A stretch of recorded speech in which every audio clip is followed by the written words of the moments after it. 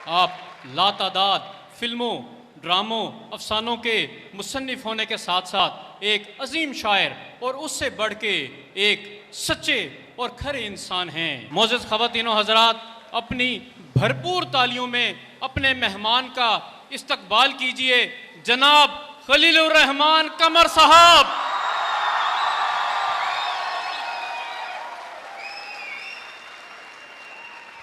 खुदा की कसम, इस्लामी यूनिवर्सिटी बहालपुर में एंटर होते ही जिस कदर मैं खुश हुआ हूँ, जिस कदर ऑर्गेनाइज तुम लोग हो, अल्लाह तुम्हें अपनी अमान में रखे।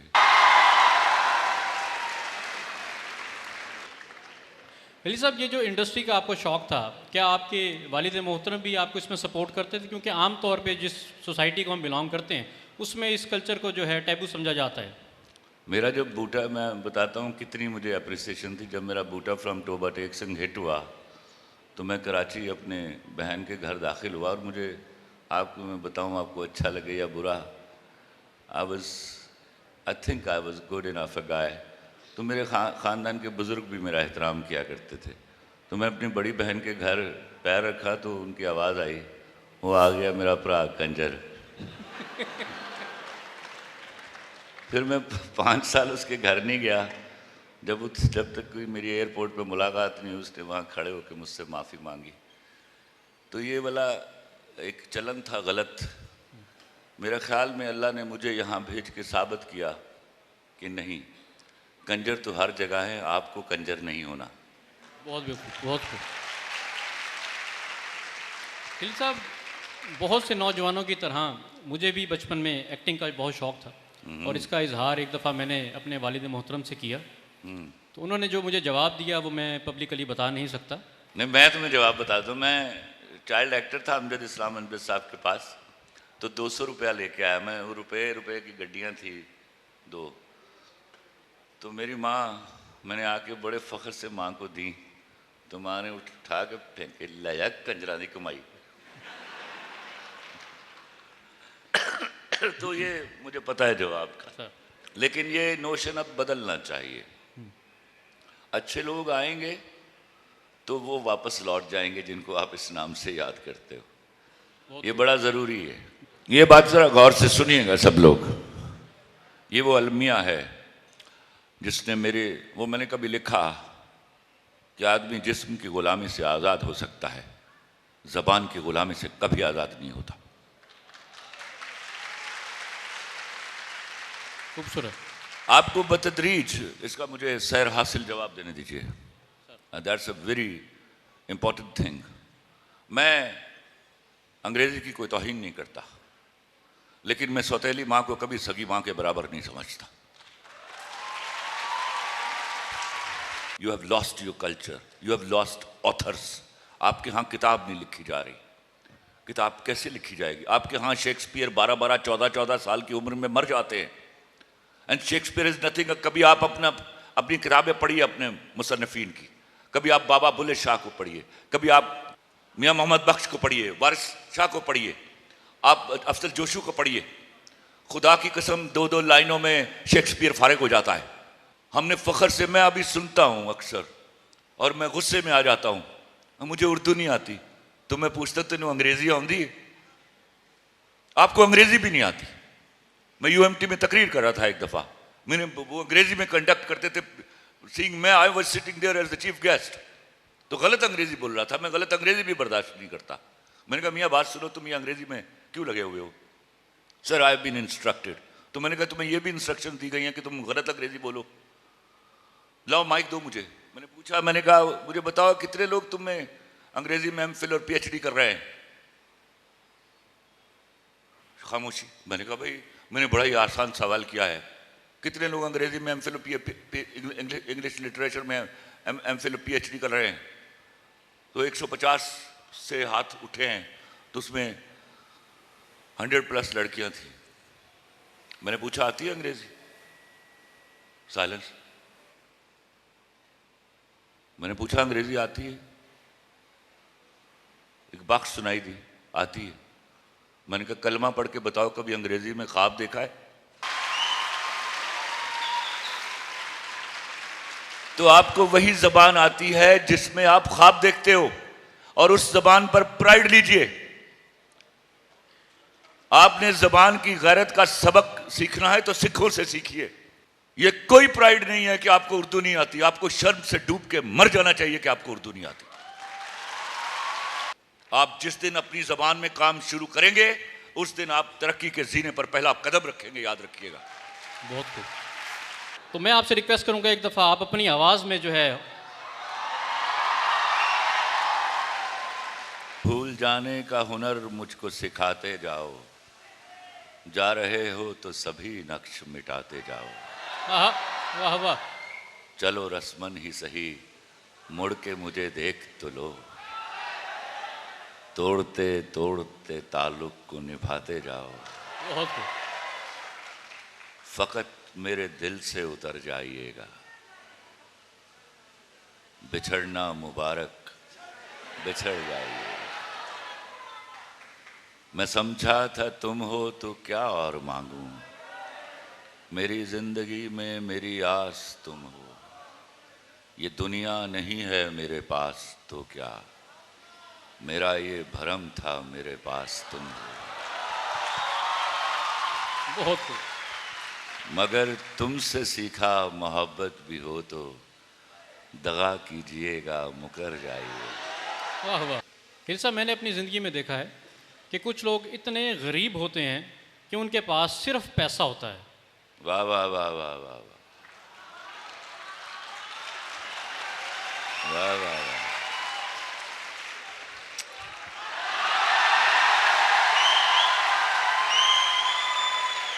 और कुछ लोग इतने अमीर होते हैं कि उनके पास दर्द दिल होता है। नहीं, यहाँ करेक्ट करूंगा। जी साहब। I was a very poor child, but I was a king. गरीब वो होता है जो कम ज़र्फ होता है। बहुत खूब। आप ज़र्फ वाले हैं तो आपसे अमीर आदमी कोई नहीं है, आपसे अमीर लड़की कोई नहीं है। बहुत खूब। जिसको ये पता है ना ब्रांड से मैं खूबसूरत नहीं होती, वो है ज़र्फ वाली।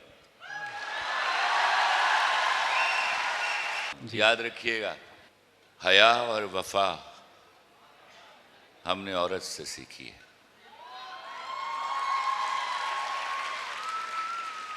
और आपको मैं बताऊं, हया और वफा औरत की पहली खूबसूरती है। शक्ल बड़ी देर बाद आती है, याद रखना। खूबसूरत। जब आप शक्लों की तफावतें करते हैं तो खुदा के सामने खड़े हो जाते हैं। वो अल मुसव्विर है, उसने कोई तस्वीर बुरी नहीं बनाई हुई। हमने आपको ये इस तरह की बातें आपके कानों में डालते हैं कि तू सब तो सोनी है। ये हम चालाक लोग हैं इस हवाले से। ज़िंदगी में एक बात याद रख लीजिएगा और पल्ले बांध के रखिएगा, लड़कियां खूबसूरत होती हैं, सबसे खूबसूरत नहीं होती। Listen listen listen. जिस दिन ये बात आपको समझ आ जाएगी, कोई लौंडा आपको वरगला नहीं सकेगा। बीवी नाल झूठ बोलना शरई तौर पे सवाब है। कहंदी हो किस तरह, कहंदी हो किस तरह। मैं क्या अल्लाह दी कसम, मैं कलमा पढ़ के भी तेनू गल दसा ना, तू मननी नहीं ते तेनू हुंदा गुनाह, ते मैं झूठ बोलना तू मानती नहीं, तेन गुनाह कोई नहीं होता। तेरी जिम्मेदारी मैं अपने सिर ते पाई। सो बीवियों के प्रॉब्लम होते हैं। क्या है कि लड़की और बीवी में ज़मीन और आसमान का फ़र्क है। ये एक इमीडिएट ट्रांसफॉर्मेशन है।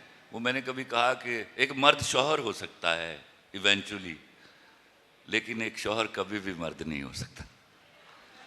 That is a permanent transformation. हुजराए रूसी में सुहाग रात को एक मर्दनुमा मखलूक अंदर दाखिल होती है और सुबह एक शौहर नुमा मखलूक बाहर निकलती है। उसका मर्दानगी से कोई ताल्लुक नहीं है, लेकिन वो देखने में मर्द लगता है।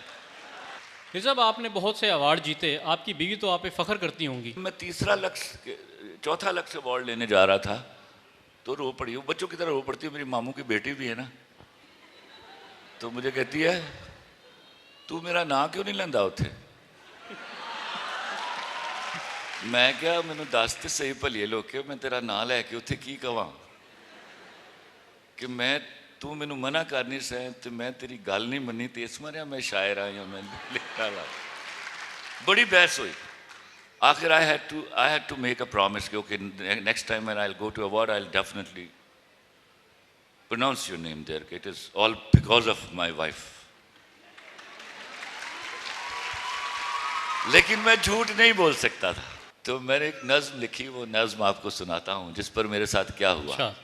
मेरी शोहरत मेरा डंका मेरे एजाज का सुनकर कभी ये ना समझ लेना मैं चोटी का लिखारी हूँ। मैं बिजनेसमैन हूँ जानम मैं छोटा सा व्यापारी हूँ। मेरी आड़त पे बरसों से जो महंगे दाम बिकता है वाह। मेरी आड़त पे बरसों से जो महंगे दाम बिकता है वो तेरे गम का सौदा है।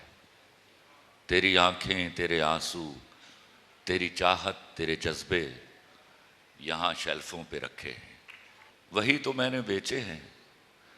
तुम्हारी बात छिड़ जाए तो बातें बेच देता हूँ।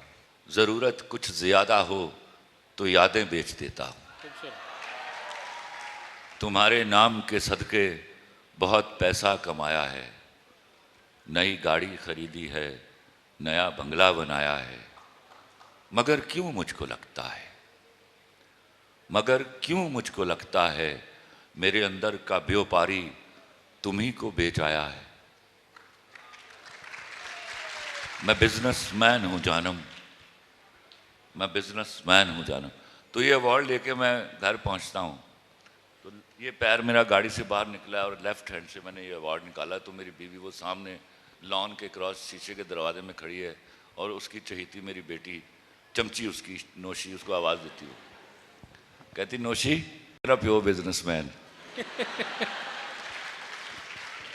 तो अगले 15 दिन मेरे घर में ये चलता था बिजनेसमैन साहब आज की पकाना है। बिजनेसमैन साहब जरा कमरे जो बाहर आ जाओ मेड ने सफाई करनी है। एक मज़े का वाक़या सुनाता हूँ और बेइज्जती कराया करो। अच्छा मर्द अपनी बीवी से बेइज्जती कराता है। बहुत खूब। आप अपनी काया पलट लेंगे उस दिन जब आप अपनी बीवी की इज्जत अपनी माँ के बराबर करेंगे। बहुत खूब। आप बीवी ब्याह के नहीं लाते अपने बच्चों की माँ ब्याह के लाते हैं। वो दैट्स अनदर मदर। इस बात पर तहकीक कीजिए किसी वक्त आलमों से मुकालमा करूंगा इस बात पर मैं। बहुत खूब। फिर साहब दुराब खलील जो आपके बेटे हैं एक उभरता सितारा क्या उन्हें भी कभी कोई कुट पड़ी है आपसे? बड़ी कुट पड़ी। मैं उसको बाप ही नहीं मानता जो बेटे को मारता नहीं है। ये हमारी बदकिस्मती है जब हम डीकल्चराइज हो जाते हैं ना। हमारा सबसे बड़ा गुनाह है कि हमने अपने कल्चर के ऊपर प्राइड नहीं लिया। हम बजाय दूसरों को अपना कल्चर देते हमने उनसे लिया कल्चर और अपने कल्चर को गाली दी। बेशक। मैं उसको बाप नहीं मानता जो अपने बेटे को मुंह पर थप्पड़ नहीं मारता। याद रखिएगा और ये आपको इन द लॉन्ग रन जाके पता चलेगा। बेटे की तरबियत का सबसे पहला उसूल उसके मुंह पर थप्पड़ मारना है जब वो गलती करे। और सबसे बड़ा उसूल है कि कुछ भी हो जाए कभी बेटी के मुंह पर थप्पड़ ना मारिएगा। बहुत खूब। फिर साहब ऐसे ही जिस तरह आपने भी जिक्र किया बेटी का तो आपकी जो बेटी है नौशी अल्लाह साहब उनके बारे में थोड़ा हमें बताएं। मैं अपनी बीवी से भी ज़्यादा अपनी बेटी से डरता हूँ। जो मैं 10 बजे के बाद वो अभी शादी होगी उसकी चली गई अल्लाह का शुक्र है। मैं 10 बजे के बाद घर से बाहर नहीं जा सकता था। I mean it I am not kidding. उसकी मर्जी के बगैर घर से बाहर नहीं जा सकता। अभी वो दुबई में है अभी 600 दफ़ा फ़ोन करेगी कितने कहाँ पहुँचे हो क्या कर रहे हो। I have to answer it. मैं आपको बताऊँ मैंने जब मेरी शादी हुई मैं अपनी उम्र से बड़ा बच्चा था हमेशा। तो 15 साल 8 महीने की थी मेरी बीवी और मैंने उसको 2 बातें कही। मैंने उसको कहा हुकूमत करना मुझ पर लेकिन साल में 4-5 दिन को बिहेव लाइक ए स्लेव। यार मेरी भी कोई इज्जत रह जाए। और मैंने हुकूमत कराई। ला इलाहा इल्लल्लाह मोहम्मद रसूलुल्लाह बगैर किसी आईनी तरमीम के मैंने हुकूमत कराई है। बहुत खूब। सबसे बड़ी इंपॉर्टेंट बात थी जो मैं आज आप लोगों को सिखाऊं। मैंने वलीमे की रात या शायद उससे अगला दिन मैंने अपने अब्बा जी और चचा को बिठाया और मैंने कहा अजीम बुजुर्गों आप में से कोई मेरी बीवी के सामने कभी ऊंची आवाज में बात नहीं करेगा। मेरे चचा से दोस्ती थी, ही ट्राइड टू आर्गू, मैंने कहा चचा नो आर्गूमेंट। आप में से कोई मेरी बीवी के साथ ऊंची आवाज में बात नहीं करेगा। इससे कोई गलती हो जाए मुझे बताइएगा। And I am a justice. बहुत खूब। उसका नतीजा क्या निकला कि मेरी बीवी के मेरे खानदान के बुजुर्गों से आइडियल ताल्लुकात थे। सबसे घटिया मर्द वो हैं जो बीवी का घूंघट उठाते उसको बोलते हैं मेरी मां की इज्जत करना। क्यों मामा, तेरी मां काबिल इज्जत नहीं की? जिस रिश्ते में ऑटोमेसी नहीं होती वो कभी नहीं देर तक चलता। फोर्स्ड ना मोहब्बतें होती हैं, फोर्स्ड ना ताल्लुकात होते हैं। गजल के अशार, अश्क नादां से कहो बाद में पछताएंगे, अश्क नादां से कहो बाद में पछताएंगे, आप गिरकर मेरी आंखों से किधर जाएंगे। अश्क नादां से कहो बाद में पछताएंगे, आप गिरकर मेरी आंखों से किधर जाएंगे।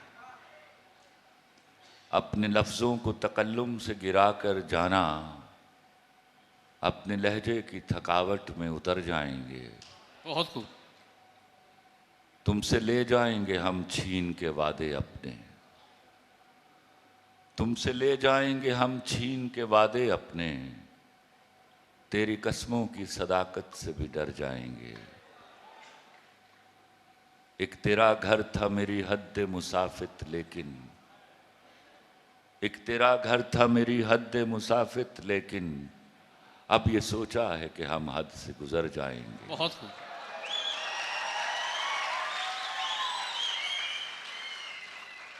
अपने अफकार जला डालेंगे कागज कागज, अपने अफकार जला डालेंगे कागज कागज, सोच मर जाएगी तो हम आप भी मर जाएंगे। और आखिरी शेर है, इससे पहले कि जुदाई की खबर तुमसे मिले, इससे पहले कि जुदाई की खबर तुमसे मिले, हमने सोचा है कि हम तुमसे बिछड़ जाएंगे। बहुत खूब। बहुत खूब।